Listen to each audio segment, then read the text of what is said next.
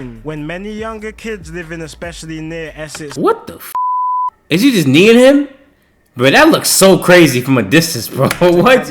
Yo, Toby, Batman's thinking maybe we're doing here in the reaction list. So we got the Untold gang war in central London. EC1 versus N1. Hey, man. Another video, another banger. Cool, man. I appreciate the layup been showing me, man. Make sure you watch the whole video for me, the whole video. Make sure you like the video, subscribe to the channel, make sure you post notifications. If you already know the vibe, go follow my Twitch, man. I be live streaming on that one. Y'all definitely tap into that. Y'all been tapped into the videos. Make sure you go tap into all my videos on YouTube and go to my Twitch, where my Twitch is the same here. Duha, DUHA2X. DUHA2X. Let's get right into the video. Let's go, man. Let's go. Always debates on the most dangerous side of London, and depending on the year, it normally alternates between east, south, north, and west. Oh, shout out to Kid Nerd 2 for the video right here. But no one really tends to put central London in that category. Today, we'll be getting into a deadly war between two neighbouring areas in the centre of the capital. A feud which many wouldn't notice at all. Let's get into the video.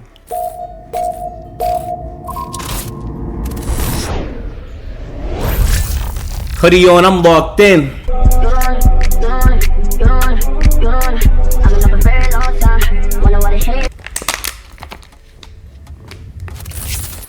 Nowadays, central London is packed full of expensive restaurants, tourist attractions, and the ultra-rich who can afford to live so Ooh, that building's tough. What? to the action. It was like this. During World War II, central London was heavily bombed by the Germans in efforts to destroy Britain's public morale, leaving much of London destroyed, and resulted in many families sending their children to the countryside, which wasn't as affected. But after World War II, a lot had changed in London. There was a big industrial decline, leaving many factories and businesses in central London which had not been destroyed empty. The local government decided, instead of leaving these buildings abandoned, they would turn them into cheap council estates, where people who had been left homeless from the Blitz, and also immigrants who was brought into the country to rebuild it, could live in. The government, my nigga Kid Nerd, give me a history lesson. I like this. Let's go. also strategically built these council estates near where the wealthy would live, to prevent London's pre-war issue of social divide, in hopes that the rich and poor would integrate with each other more. These low-income houses bred quite a bit of crime in the 50s and 60s, with organised crime firms using these estates as pretty much headquarters to play out their illicit activities. Yo, imagine living like this in time, bro. Like back in the day. What, bro? Specific sides and areas in London had their own gangs that will control their territories. One of the biggest firms coming from central London was the notorious Clerkenwell Crime Syndicate, which was an organisation set up by a few brothers who were said to be the most powerful crime families in the UK ever, controlling much of London's drug market, mainly in the 80s and 90s. Their territory was in the EC1 postcode, right in the centre of the capital. Nowadays, many council estates near the centre of London have either been demolished or hit with a massive spike in rent prices to force low-income families to move out. But the EC1 area, gentrification, bro, it's the worst.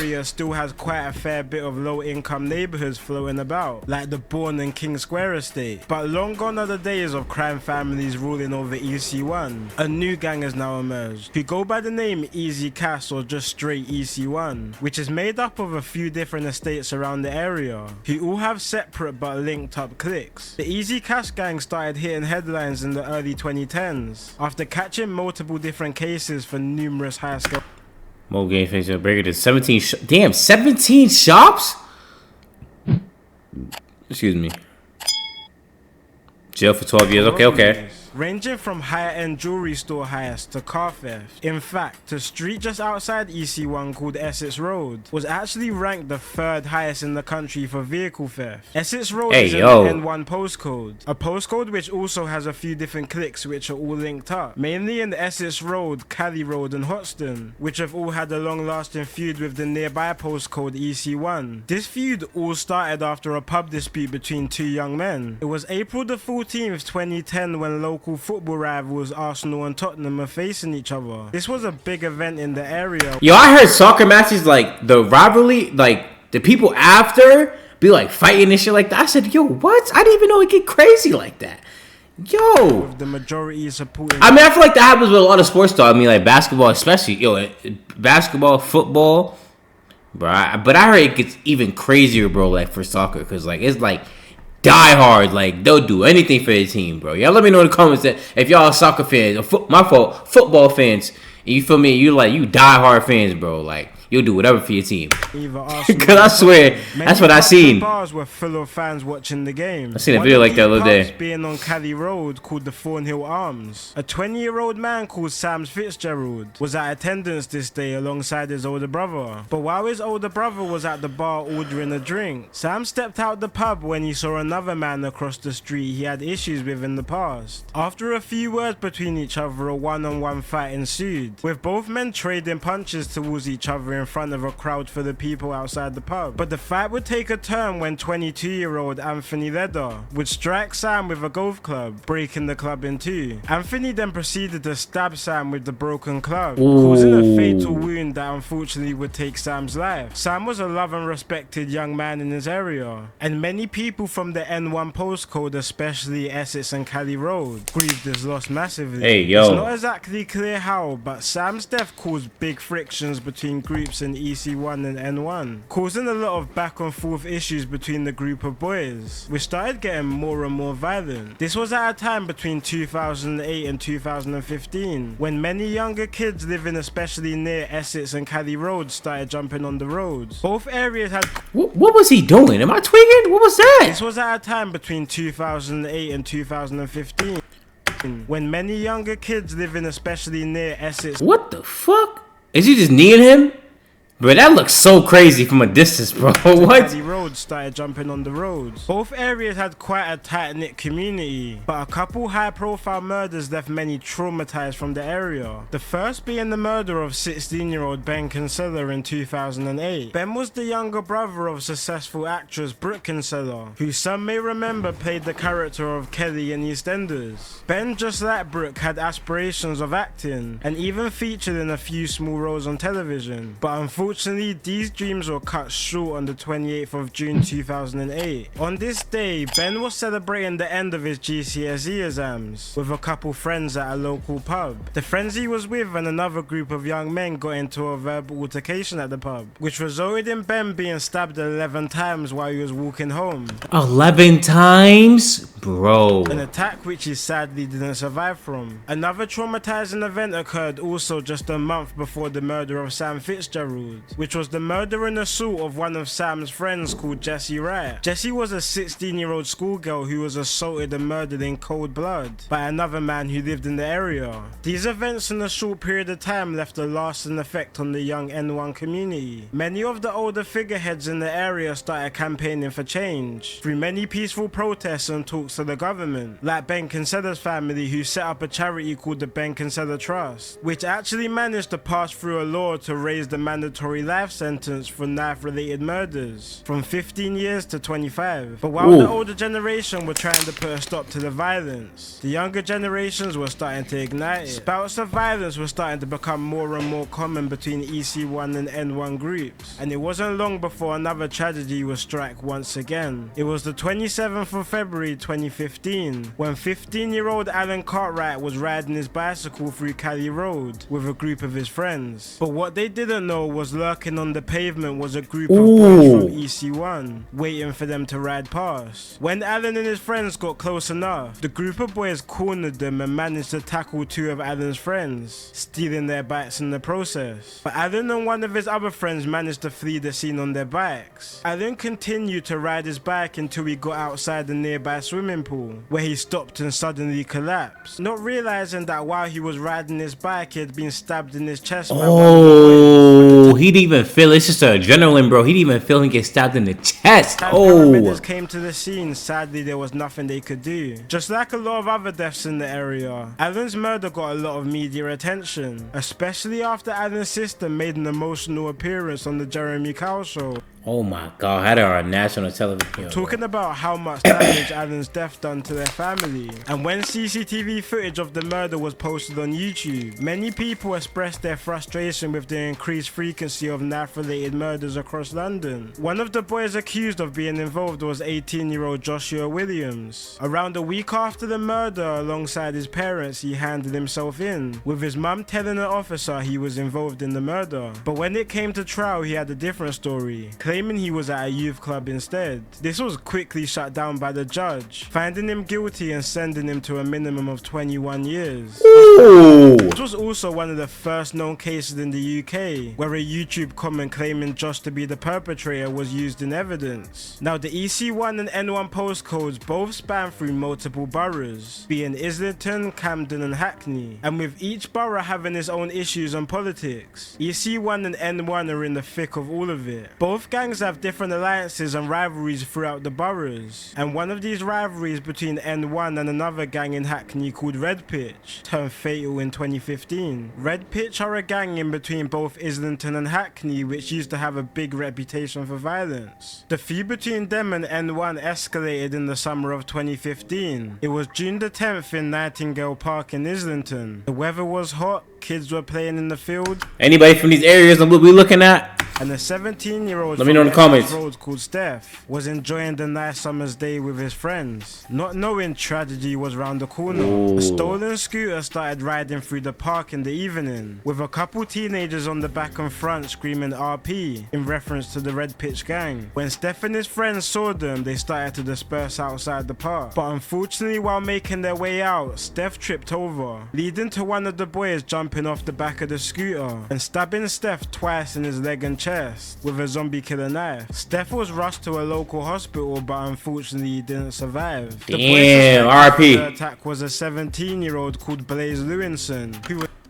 He can't be 17 in this picture because he looked at least 25. At least 23 to 25 in this picture right here, no cap. Was actually in between GCSE exams while the attack played out. After hearing news about Steph not surviving the attack, he fled to Bristol and tried to book a flight to Spain, but it wasn't long before he was caught and found guilty. This was at a time when a lot of change was coming to London. On the back of London's 2012 Olympic success, tourism to the UK took quite a sharp increase, and now pressure was on for inner city boroughs to start taking action on the crime plague in the city. Islington was one of these focuses, which makes sense considering EC1 and N1's gang war is literally taking place in the middle of some of London's biggest tourist attractions and nightlife. So the borough set up a program for the youth called the Islington's Integrated Gangs Team, which is essentially a system which connected known gang members around the area with multiple lines of support, pairing them up with mental health specialists and job opportunities for any that will take it, while also sometimes taking youth offenders out of their comfort zone. Sending them hey, dub move by them though. I ain't gonna lie, a lot of places wouldn't do this. Them on trips out of the city to experience that there's more to life than what's going on in the area. There's no doubt that the program probably had good effects on a few individuals, but with a string of violent attacks yet to soon follow, it was clear that it was gonna take a lot more to diffuse the ongoing fever. Very, very true though. This will it helps push it to the right direction. It's not gonna help everything completely, but push it in the right direction. The 25th of February of 2017 was en route to be a normal Friday night in Islington. Like every Friday, many flocked to Upper Street in N1 to live out their weekend on a street full of bars, clubs and restaurants. One of these people being a 28-year-old father of two called Jonathan McPhillips, who was enjoying a night out with his friends. Parked up on the same road was also a few teenagers from Essex Road who knew Jonathan from the area. But as the night was coming to an end and people were starting to leave the clubs and bars, trouble was lurking around the corner. He was running quick as hell. Hold on. And people were starting to leave the clubs and bars. Trouble was lurking around the corner. Just after midnight, a group of masked boys from EC1 were walking through Upper Street, and they were heading straight for the car full of Essex Road boys. An altercation broke out between the two groups, in full view of the busy street, leading to one of the 17-year-olds being stabbed. In the midst of all the madness, Jonathan saw what was going on and attempted to break up the fight between the boys. But while trying to stop the fight and prevent anyone else from being hurt, Jonathan was stabbed in the chest. This is why you have to mind your business, bro. No cap. That is one thing I always say. If you see some shit going on, bro, you can either call the police if you are that type of person, or you just leave the situation alone and stay away from it, bro. Because no cap, that's how you die, bro. When you put yourself in a situation that has nothing to do with you, bro. No cap.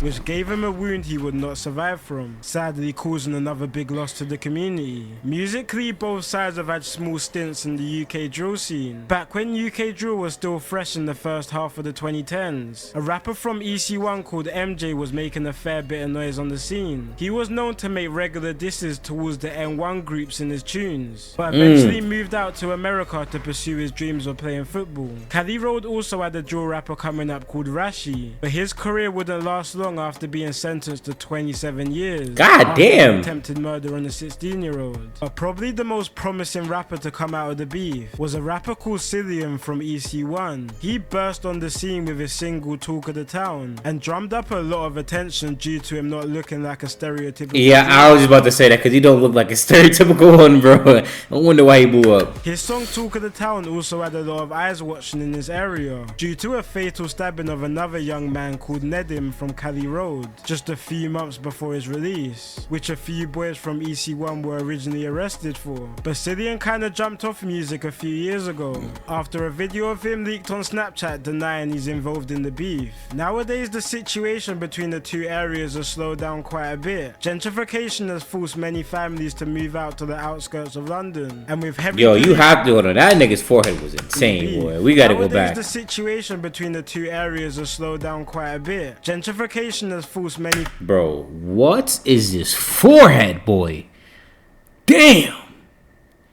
That shit fucked up. Families to move out to the outskirts of London, and with heavy police presence and CCTV cameras around central London, most people who are still keeping this feud alive don't end up lasting long before being sent to prison. But with so much deep history and hatred between the two areas, it will be highly unlikely for the violence to completely stop anytime soon. Just before Christmas in 2022, another young life was lost, this time a 16-year-old boy from EC1 who went by the name of Jams. He was brutally stabbed to death. There ain't any possible peace on the streets of central London. It's been your boy Kid Nerd, and peace out.